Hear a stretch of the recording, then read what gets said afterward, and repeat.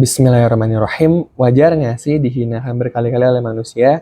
Insya Allah wajar, karena itu adalah ujian bagi orang beriman dan berbuat baik. Kenapa? Karena Nabi Yusuf pun mengalami berkali-kali dihina oleh manusia, tapi akhirnya Allah muliakan beliau juga. Yang mana hinaan pertama adalah saat beliau dibuang oleh saudaranya ke sumur dan dibilang bahwa beliau itu telah mati, gitu kan. Tapi Allah muliakan beliau dengan Nabi Yusuf masih hidup, diselamatkan oleh kafilah pedagang, tapi dihinakan lagi oleh manusia, kafilah pedagang itu malah menjual beliau sebagai budak. Tapi Allah muliakan lagi yang mana yang beli Nabi Yusuf itu adalah orang kaya di daerah tersebut. Dan akhirnya Nabi Yusuf jadi budak di kerajaan besar dan tinggal di rumah istana besar lah pokoknya gitu.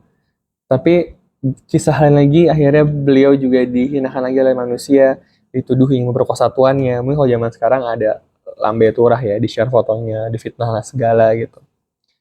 Akan malu banget dan terhina banget lah pokoknya.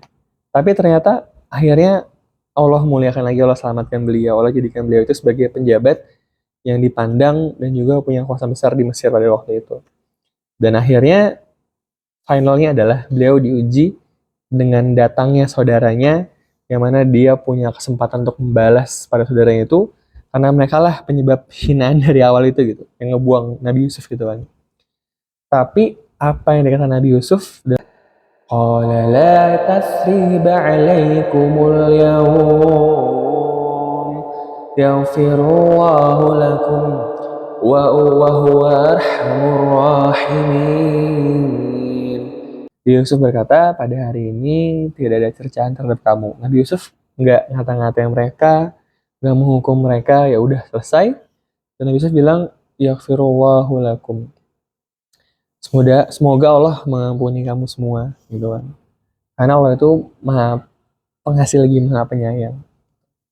Dan akhirnya ya kalau kita mengalami dihina berkali-kali, dilupakan, difitnah, terus ditipu gitu. Insya Allah hinaan manusia itu nggak akan ada artinya karena pasti Allah akan memuliakan hal tersebut gitu. Masih gimana? Ya insya Allah selama kita yakin sama Allah dan berbuat baik, pasti Allah bantu dan Allah akan muliakan. Karena nanti ujian terakhirnya adalah apakah kita sanggup untuk memaafkan dan memohon Allah untuk mengampuni mereka terhadap orang-orang yang menghina kita.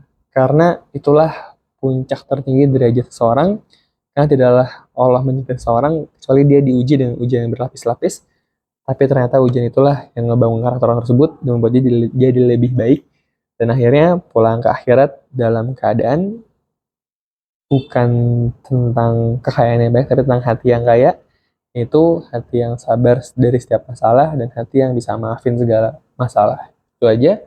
Wallahu a'lam bishawab.